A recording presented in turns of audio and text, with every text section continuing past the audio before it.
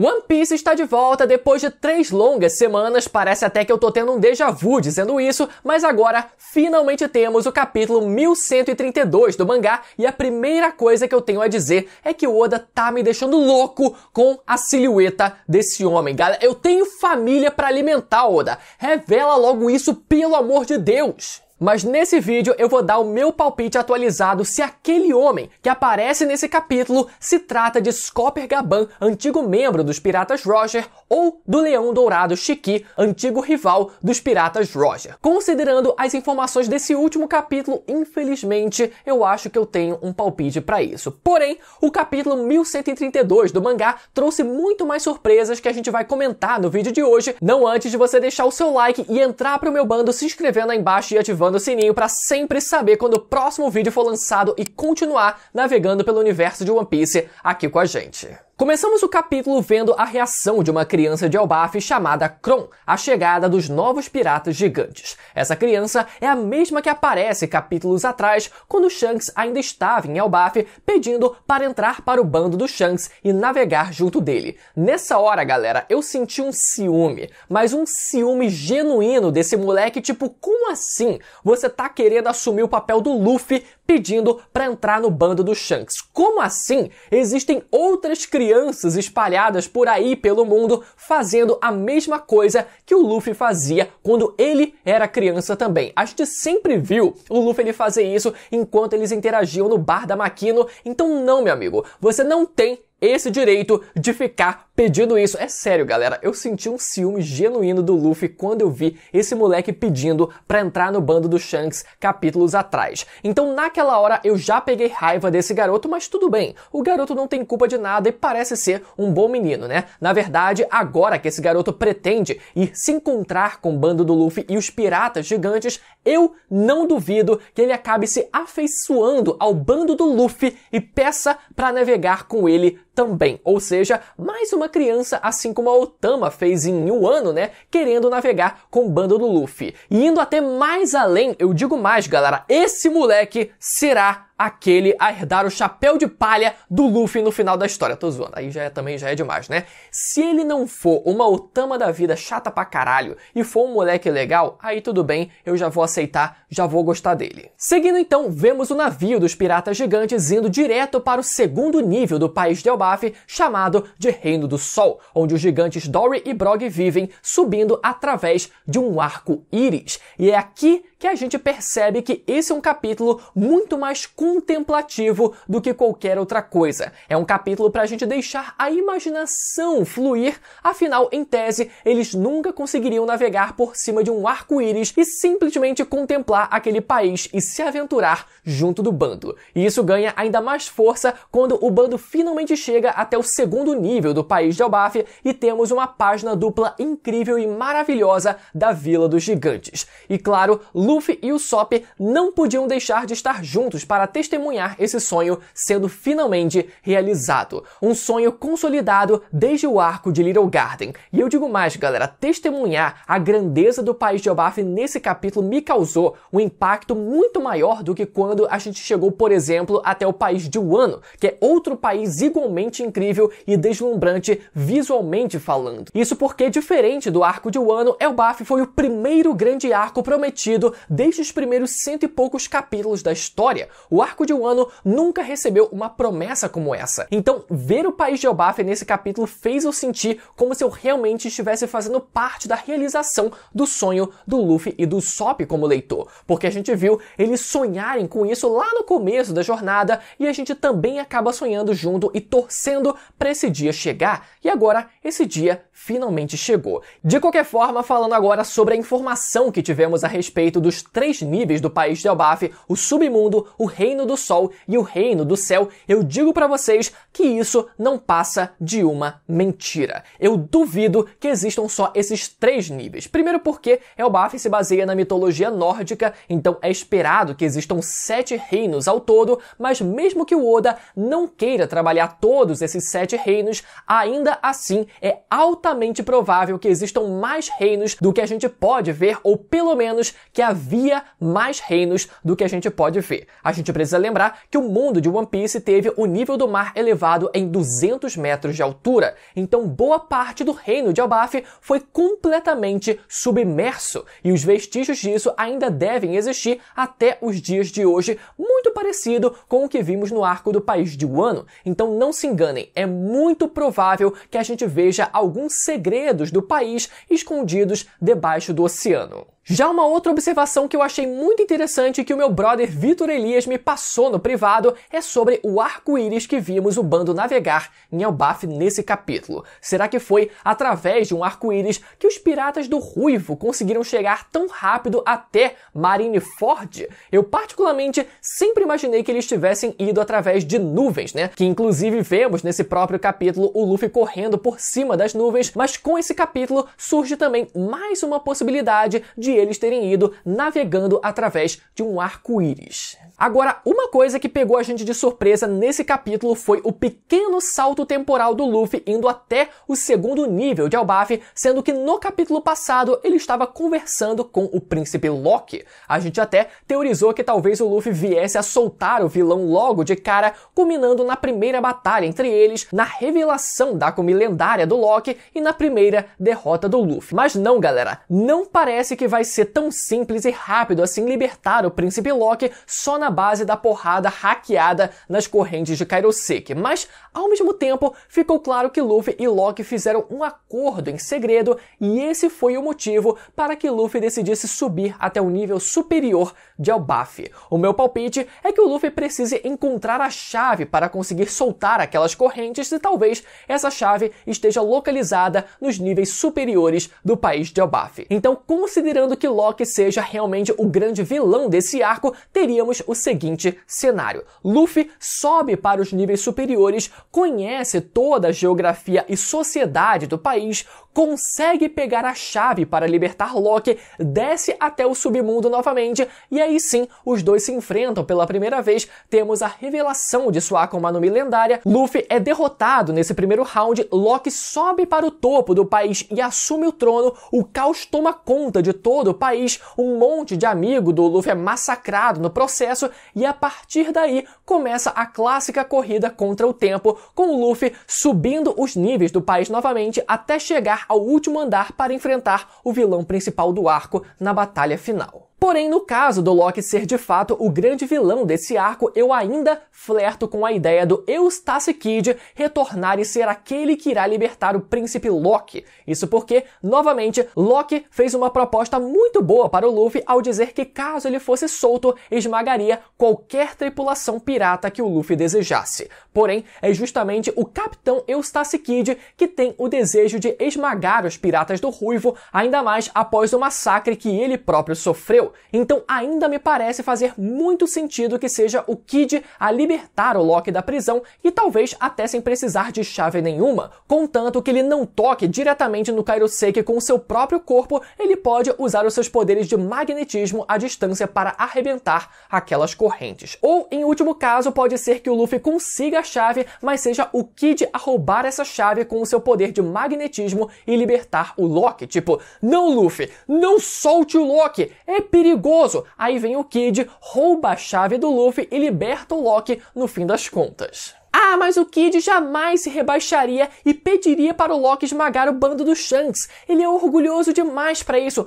Porra, galera, pelo amor de Deus, o cara foi completamente esmagado pelo Shanks. Não existe mais orgulho depois disso, só o mais puro desejo de vingança. Então, no fim das contas, mesmo que o Luffy tenha feito esse acordo com o Loki nesse capítulo e existir a chance dele ser o responsável por soltar o príncipe amaldiçoado, eu ainda flerto com a ideia do Kid roubar esse papel do Luffy no fim das contas. Inclusive, seria interessante para o próprio Loki esse pedido do Kid, já que tanto o Kid desejaria se vingar dos piratas do Ruivo, como o próprio Loki também parece, né? Ou pode ter o interesse de acabar com os piratas do Ruivo, afinal ele quer tomar o país de Elbaf para si. Seguindo o capítulo, enquanto temos a introdução da Vila dos Gigantes de Elbaf, naquela página maravilhosa de linda e que inclusive é a mesma vila que vemos durante o flashback do período de infância da Big Mom, temos junto a isso também a narração de um homem, abre aspas. Seu imenso tamanho é de fato algo que surpreende. Afinal, quem conseguiria descrever com palavras esse lugar.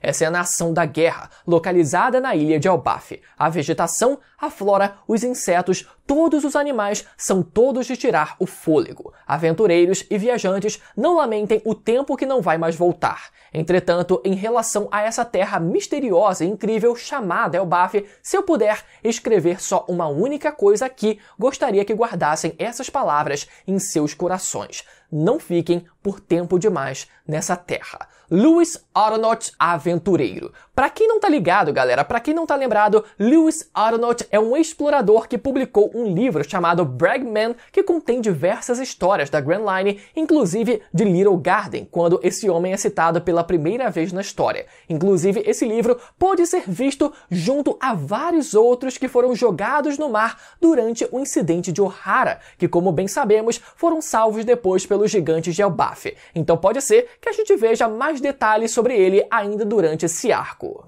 Porém, enquanto líamos a citação desse livro, podemos ver uma cena em específico durante o final do capítulo que mostra a vegetação e a fauna de Elbaf junto à silhueta de um homem, aquele mesmo homem com o cabelo comprido e um chapéu de palha que esperava justamente pela chegada do bando dos chapéus de palha. E aí, será que esse homem se trata de Scopper Gaban ou de Shiki, o Leão Dourado? Galera, vendo essa imagem, a gente pode interpretar ela de duas formas. Primeiro, a gente poderia assumir que aquele caminhando entre os animais de Elbaf se trate do Shiki, porque durante o filme Strong World ele possuía um exército de animais mutantes, inclusive um urso exatamente igual ao que vimos nesse quadro desse capítulo, e junto a isso, a narração do explorador alertando para que as pessoas não permaneçam por muito tempo nessa terra. Esse alerta de perigo envolveria não apenas a fauna de Elbaf, mas também um perigo maior que espreita esse lugar, no caso, a silhueta que vimos no quadro desse capítulo. Porém, no segundo cenário, teríamos o homem Scopper Gaban à espera do chapéu de palha caminhando pela floresta de Elbaf. Nesse caso, a narração sobre os perigos de Elbaf não envolveria esse homem que aparece nesse capítulo, já que ele provavelmente será um aliado do chapéu de palha, mas seria um alerta apenas para os perigos naturais que habitam o país de Elbaf. Ou seja, no primeiro cenário, onde aquele se trata do Leão Dourado, o aviso daquele explorador faria referência à hostilidade da fauna e da flora do país,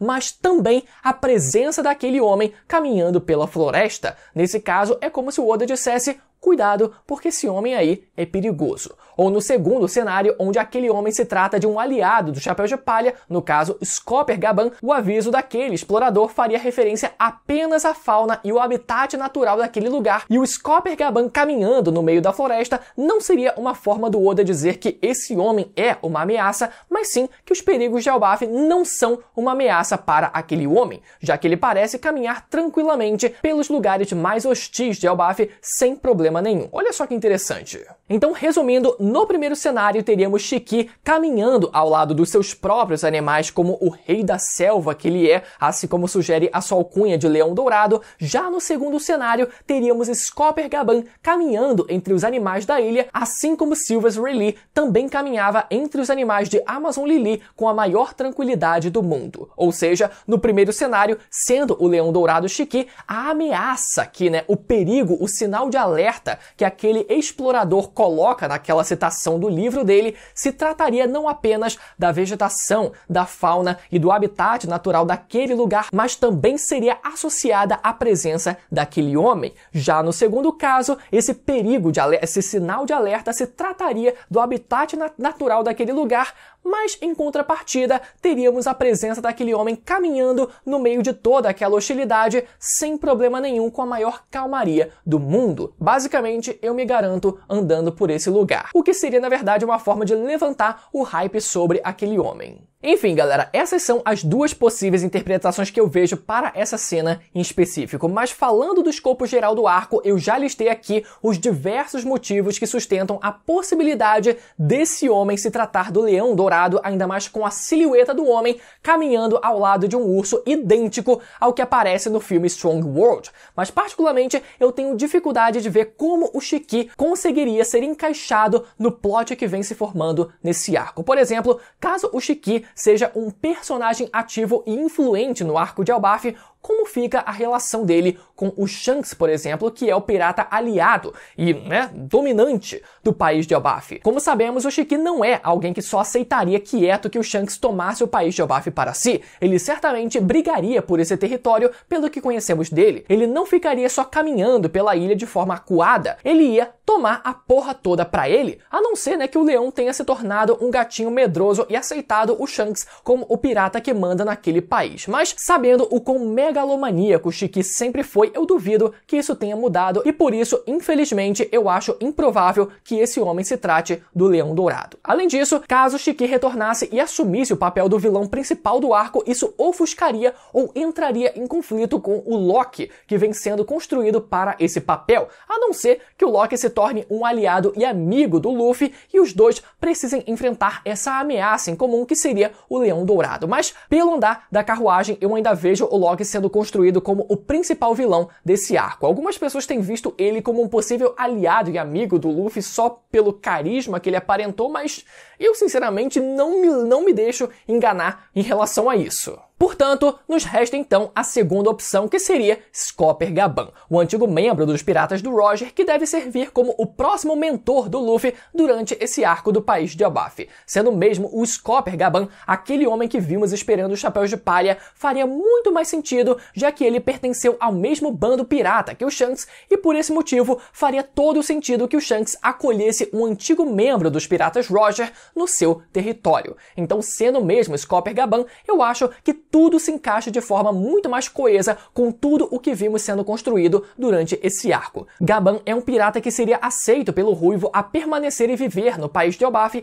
enquanto Shiki não parece que seria alguém que aceitaria viver debaixo da asa de qualquer pessoa. Não é à toa que ele ofereceu para o Roger se tornar o seu braço direito durante os eventos do episódio 0. Então, se ele não abaixou a cabeça nem para o Roger, não faria sentido ele abaixar a cabeça para mais ninguém. De qualquer forma, o homem caminhando por esse capítulo certamente é o mesmo que apareceu à espera do Chapéu de Palha no início desse arco e parece ser o mesmo conversando com Crocus naquela capa de capítulo. Agora, não tem como negar que a coloração oficial daquele capítulo sugeriu fortemente que aquele se trata do Shiki. O formato da capa era igual, as cores da capa eram iguais, o chapéu de palha escondendo o leme na cabeça, tudo apontou para aquele ser o Shiki. Agora, vamos ver se o Oda ele vai ser pulso firme e ousado a ponto de realmente trazer o homem de volta na história, principalmente depois de ter flertado com essa ideia trocentas vezes nos últimos anos, ou se o Oda vai ser peidão e dizer que aquele homem com aquela roupa dourada igual a do Shiki não passava de um bait e sempre se tratou, na verdade, de Scopper Gaban. Os argumentos estão na mesa e eu queria muito que fosse o Leão Dourado, mas infelizmente eu tô achando mais razoável para o plot do arco de Elbaf que esse se trate de Scopper Gaban. Semana que vem teremos capítulo, então vamos ver se por um milagre o Oda ele deixa de sacanagem e revela logo de uma vez quem é esse infeliz, porque eu não aguento mais esperar, o meu coração não aguenta mais, meu amigo. Por hora, como sempre, eu quero saber as teorias de vocês aí nos comentários, e se você ficou até o final, gostou do vídeo e ainda não for inscrito, lembra mais uma vez de deixar aquele like e conferir a sua inscrição aqui embaixo para não perder os próximos vídeos, beleza? Até a próxima, tchau!